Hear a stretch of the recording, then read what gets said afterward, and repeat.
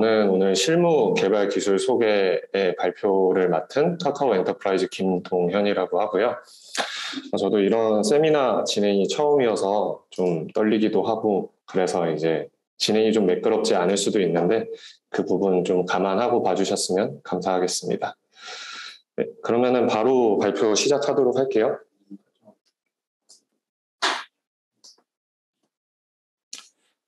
네, 일단 발표 아젠다는 일단 제 소개를 좀 드릴 예정이고요. 그리고 이제 제가 겪었던 현업의 IT 분야가 좀 3가지 정도로 크게 분류가 가능해요. 그래서 그 3가지에 대한 이제 어떻게 일을 하는지, 거기서 이제 개발자는 어떤 역할을 하고 있는지에 대한 소개와 특징들 같은 거를 좀 말씀드릴 예정이고요. 그리고 이제 서버 개발자 혹은 프론트 개발자로 일을 하면서 필요한 핵심 개발 기술들에 대한 부분을 설명드릴 예정이고, 이제 개발자로 살아남기 위한 애티튜드나 역량 기술들이나 역량들 같은 거를 좀 말씀드리고 Q&A 시간을 가진 이후에 마무리를 하도록 할 예정입니다. 네, 사실 저는 컴퓨터 공학을 전공하기는 했는데요. 제 전공은 사실 AI랑 인베디드 개발 이런 거를 했었어요, 대학교 때는. 그래서 저도 처음 취업을 하거나 할 때 스프링이라든지 자바라든지에 대한 지식이 거의 전무한 상태였거든요. 그래서 컴퓨터 사이언스에 대한 기초만 있었을 뿐 시작점은 지금 이 강연을 듣고 계시는 분들과 크게 다르지는 않았어요. 그래서 저도 재직자 실무 교육이나 이런 것들을 지금 구디 아카데미나 이런 이제 아카데미들을 통해서 받고 지금까지 이제 개발자로 살아남은 케이스여서요. 그런 부분들을 좀 설명을 드리면서 진행을 하려고 합니다. 다시 한번 제 소개를 드리면은 저는 김동현이고요. 지금 카카오 엔터프라이즈에서 서버 디벨로퍼 역할을 하고 있고, 그리고 한 7명 정도 되는 팀의 리딩을 하고 있어요. 이력은 KCC 정보통신이라는 회사를 시작으로 이제 유한회사 제미코리아라는 스타트업에 잠깐 다녔고요. 그리고 지금 현재 카카오 엔터프라이즈로 이직을 해서 한 3년 차 정도로 일을 하고 있습니다. 그래서 총 경력은 8년 차고 이제 7년 정도 일을 한 거죠. 그래서 주요 참여한 프로젝트는 산업기술관리원의 차세대 PMS 프로젝트라는 거에 참여해서 SI 업무를 수행했었고요.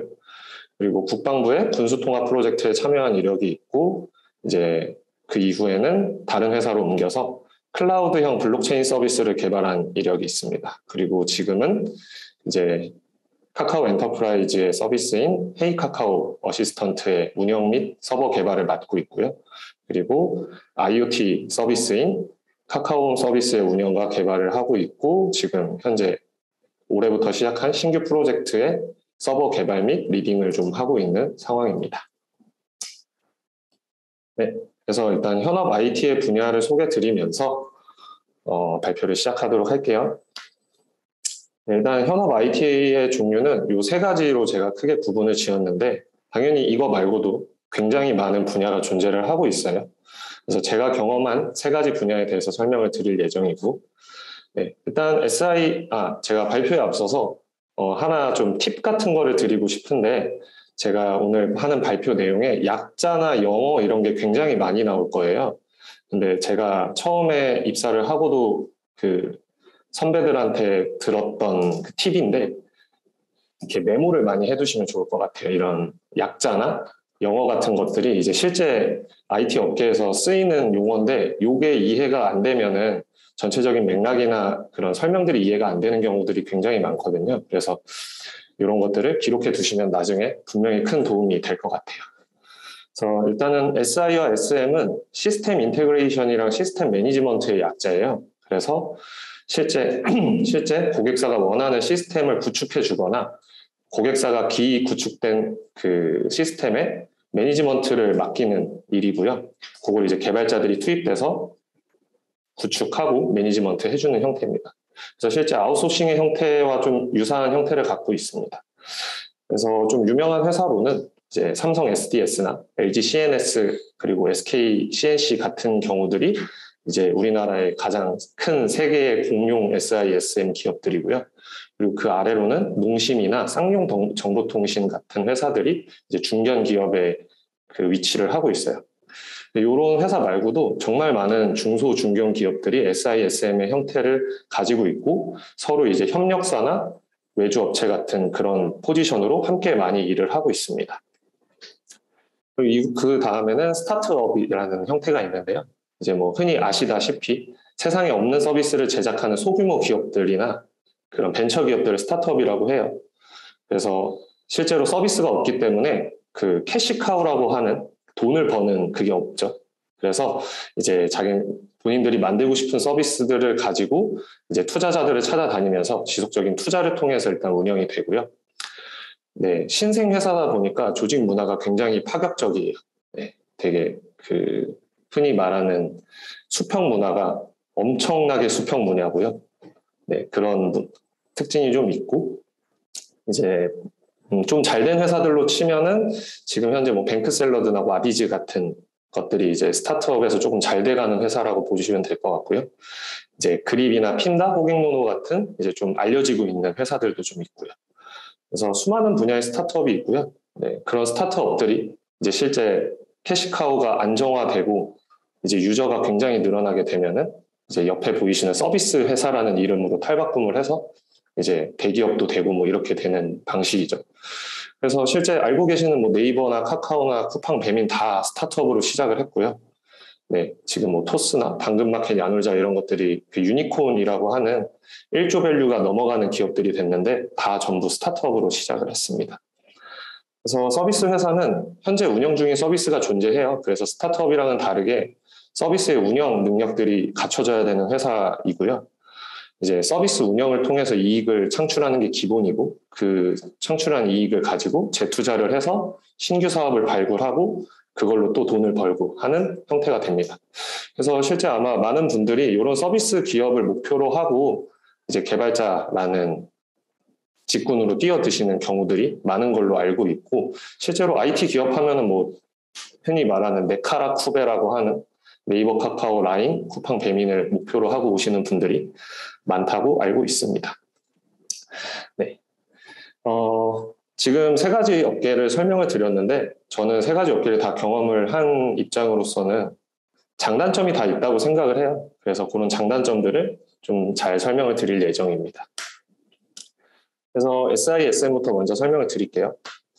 일단 SISM의 사업 구조 같은 경우는 이렇게 발주사라는 데가 있어서 이제 공공기관이나 금융기관들이 본인들의 그 사업 계획서를 나라장터라고 하는 사이트에 올려요. 그러면은 이제 수행사 ABC라고 되어 있는 이 회사가 실제 SISM 업무를 수행하는 회사가 될 거고 이 회사들이 본인들만의 견적을 내서 입찰에 참여하고 발주사가 자기네들 조건에 맞는 이제 업체를 선정을 하는 거죠.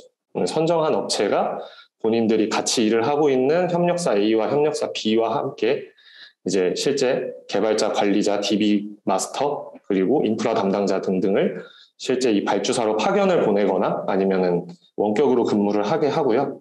이제 대체로 파견을 보내요. 네, 그래서 그 개발 명세서를 이제 발주사에서 줘요. 그래서 이제 그 개발 명세서를 기준으로 개발이나 아니면은 그 매니지먼트가 일어나게 되고 그거에 대한 돈을 받는 형식으로 사업은 굴러가는 방식입니다. 네, 그래서 사업이 실제 진행되는 방식을 보면은 이제 실제 발주사가 요구사항을 보내요. 그 요구사항 문서를 RFP라고 하는데 그 RFP를 기준으로 이제 설계자가 설계를 해요. 그 요구사항을 어떻게 충족할 수 있을지에 대한 설계를 하게 되고요.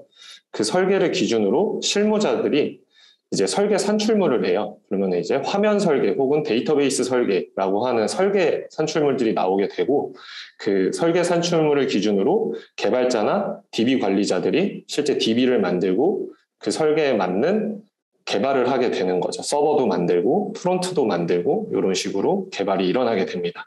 그렇게 해서 전부 개발을 다 하게 되면은 그게 발주사한테 이제 납품을 하게 되고요. 그러면 이제 발주사가 오케이 하면은 이제 사업이 끝나는 거죠. 근데 이제 요 그림을 제가 일부러 이렇게 그렸는데 요 그림이 생긴 게 계단같이 생기기도 했지만 보면은 폭포같이 생겼잖아요. 이렇게 한 단계 한 단계 내려가는. 그래서 요거를 그 소프트웨어 공학론에서 워터폴 방식, 폭포수 모델이라고 불러요.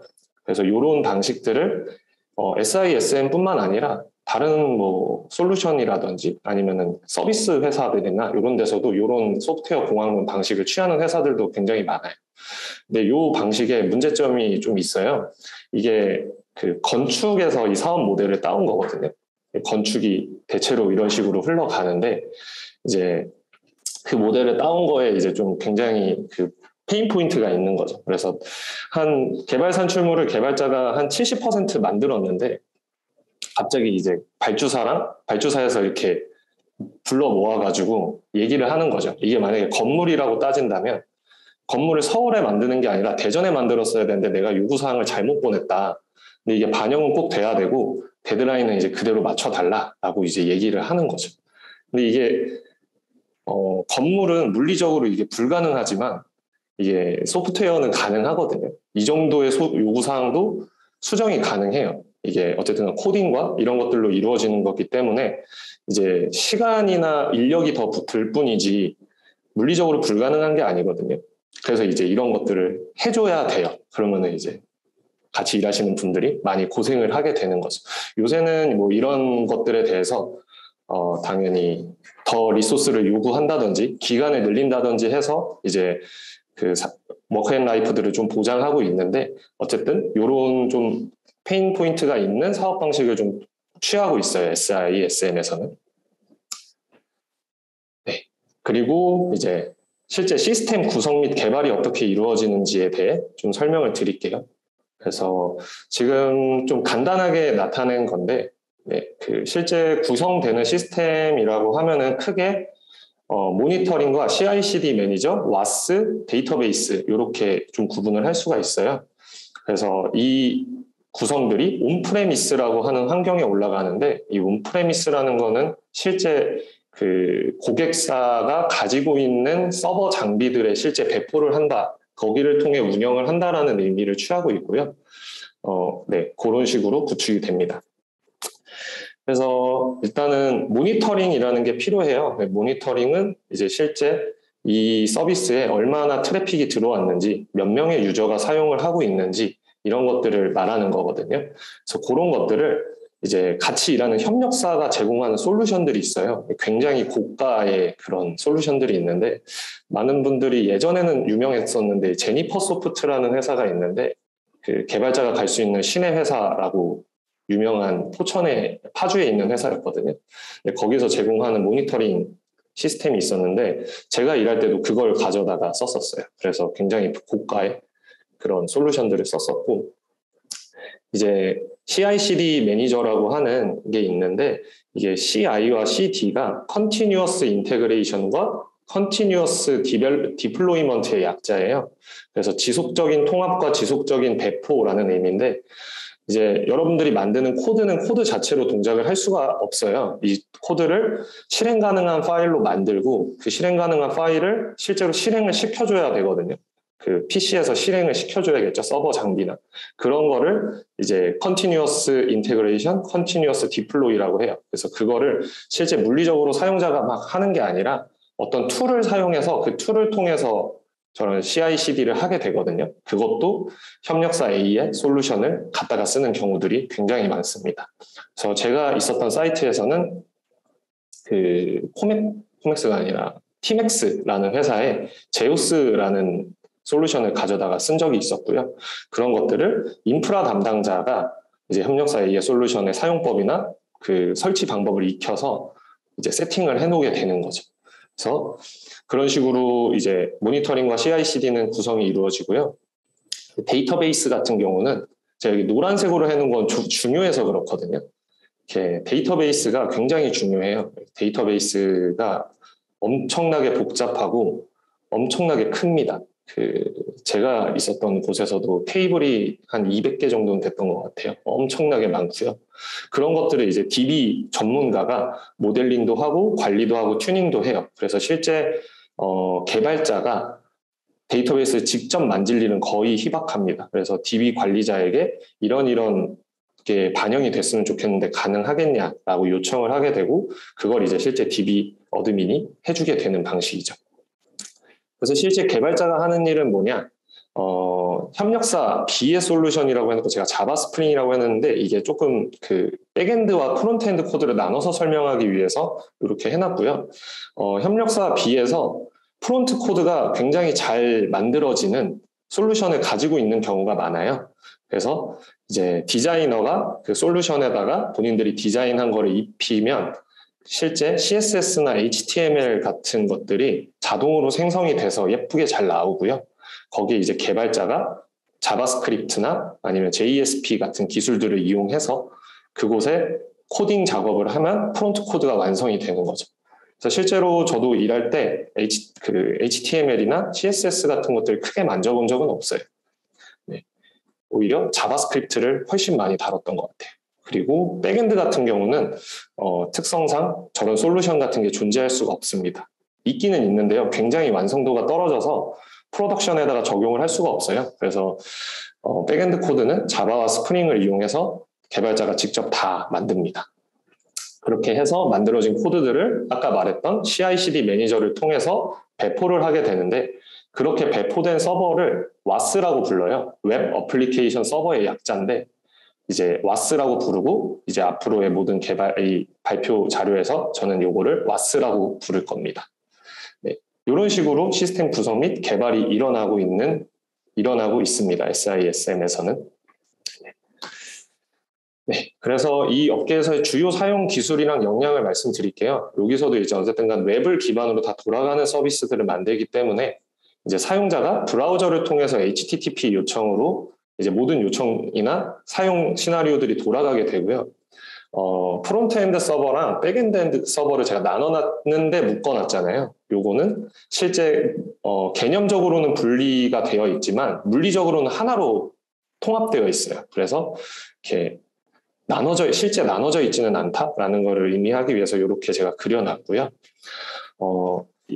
물리적인 서버에 실제 올라가요. 그 서버라고 하는 거는 굉장히 고사양의 PC라고 생각하시면 되는데 우리가 실제 사용하는 PC가 뭐 8코어, 16코어만 돼도 굉장히 비싼 노트북이 되잖아요. 근데 이제 여기는 기본이 64코어 아니면 뭐 128코어 정도 되는 그런 굉장히 고사양의 장비들 위에 실제 WAS가 올라간다고 보시면 될 것 같고요. 그 WAS가 이제 데이터베이스 쪽으로 SQL 쿼리를 날려서 데이터베이스에 있는 레코드들을 조회해서 사용자에게 제공해 준다고 보시면 될 것 같아요. 그래서 이런 백엔드를 만들기 위해서는 자바 7이라는 기술이 많이 사용이 돼요. 이게 자바 7이 지금 현재 자바가 17버전까지 나왔거든요. 네, 근데 7 버전을 사용을 해요. 굉장히 좀 따지고 보면 옛날 기술이잖아요. 근데 옛날 기술인 만큼 검증이 많이 됐어요. 그리고 실제 많은 그 국가기관들이나 공공기관들이 자바 7 기준으로 만들어져 있어요. 그만큼 오류가 좀 적고 안정적인 기술이라서 사용을 하는 거고요. 그리고 이제 좀 안타까운 점이라고 한다면 이 자바의 버전을 수행사가 마음대로 정할 수가 없어요. 애초에 그 발주사에서 몇 버전을 쓰라고 규정을 해서 내려오기 때문에 그래서 일단 자바 7을 사용을 하고 있고요. 그리고 이고브 프레임워크라고 전자정보 프레임워크라는 게 있어요. 요거는 스프링을 그 정부 기관들의 요청이나 특성에 맞게 한번 랩핑을 한 프레임워크거든요. 그래서 스프링이랑 크게 다르지 않아요. 그래서 이런 기술들을 사용하고 있고 데이터베이스와 접근하기 위해서는 마이바티스라는 프레임워크를 써서 실제 쿼리를 날릴 수 있게 해주기 때문에 이 세 가지 역량이 가장 중요한 역량으로 따져지고 있고요. 프론트 코드를 만들기 위해서는 주로 jQuery나 자바스크립트 그리고 AJAX라는 거를 많이 사용을 하고 있어요. 그리고 간혹적으로 리액트를 사용하는 곳도 있는 걸로 알고 있습니다.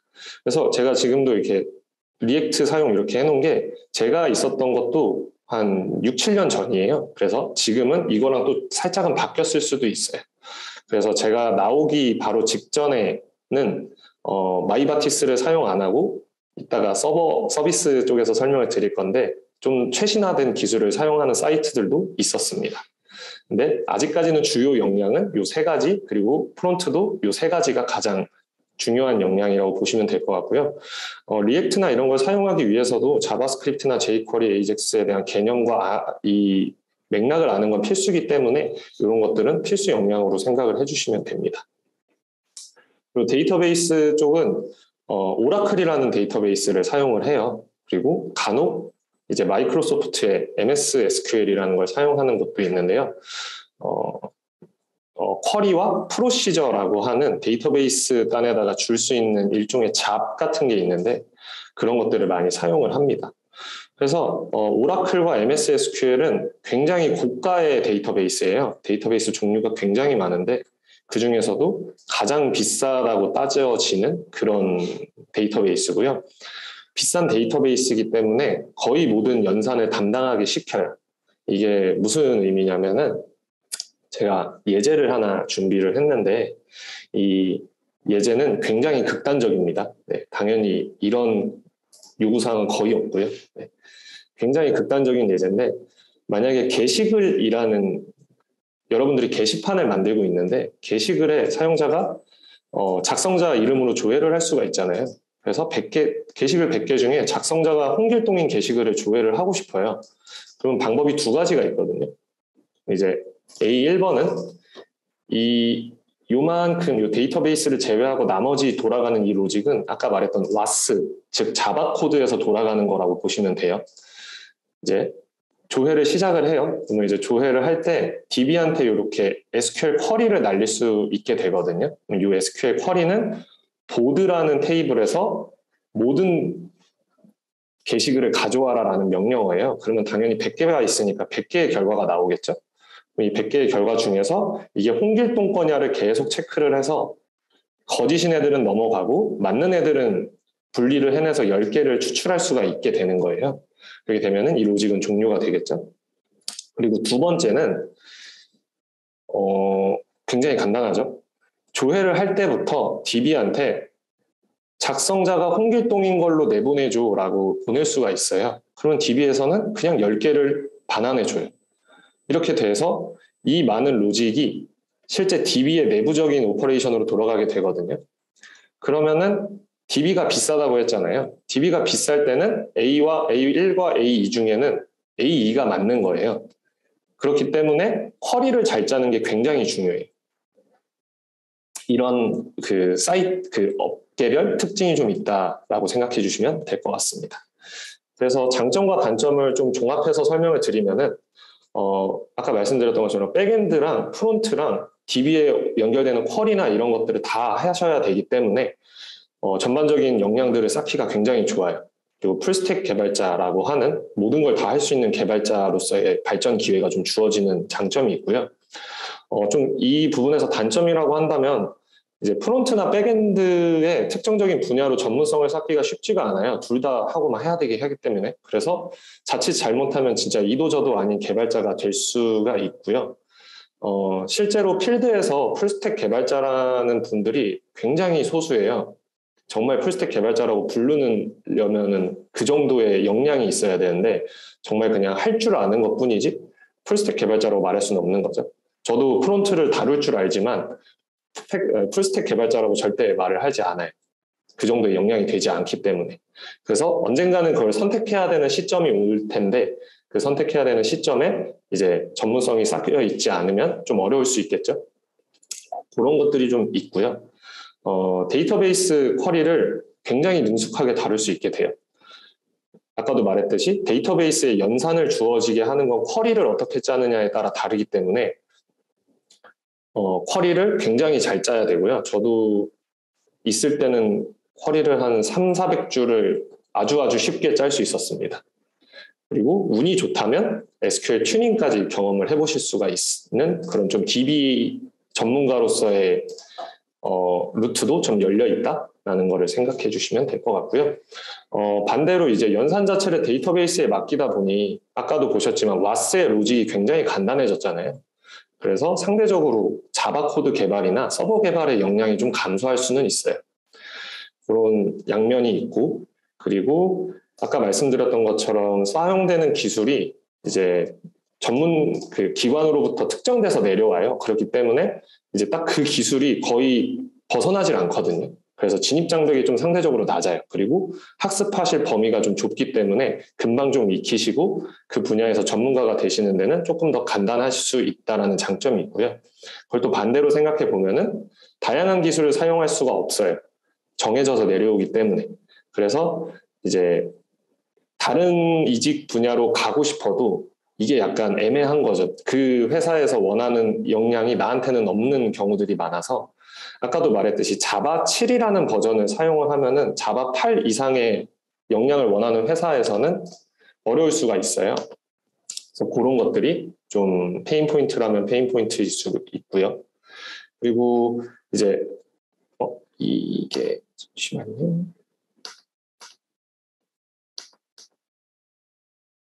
네, 주로 발주하는 곳이 이제 공기업이나 금융권이에요. 그래서 이제 공기업이나 금융권에서 이제 한번 SI를 하고 나면은 SM 발주를 계속 내거든요. 그것도 같은 회사에게.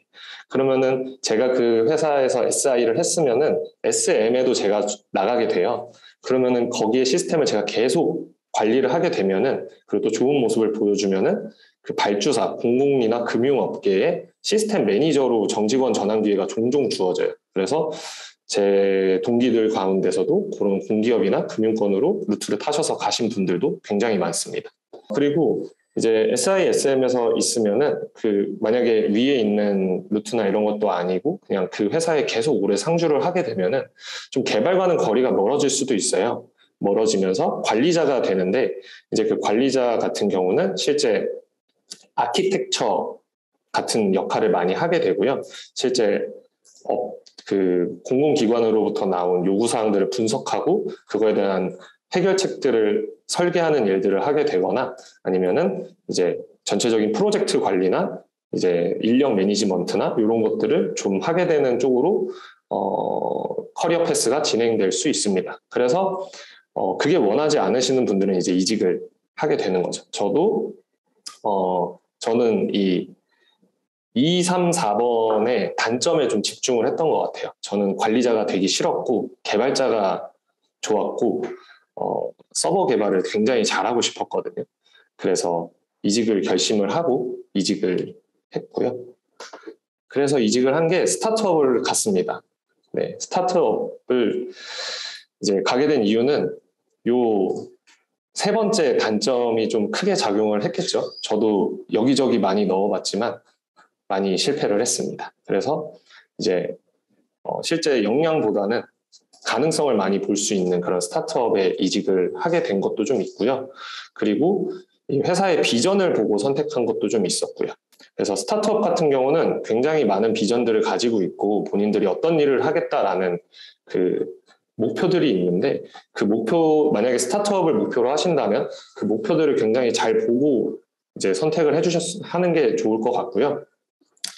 그리고 함께 어떤 팀원들과 일을 할 수 있는지도 굉장히 중요하고요. 그래서 저는 그런 팩터들이 작용해서 스타트업으로 이직을 했습니다.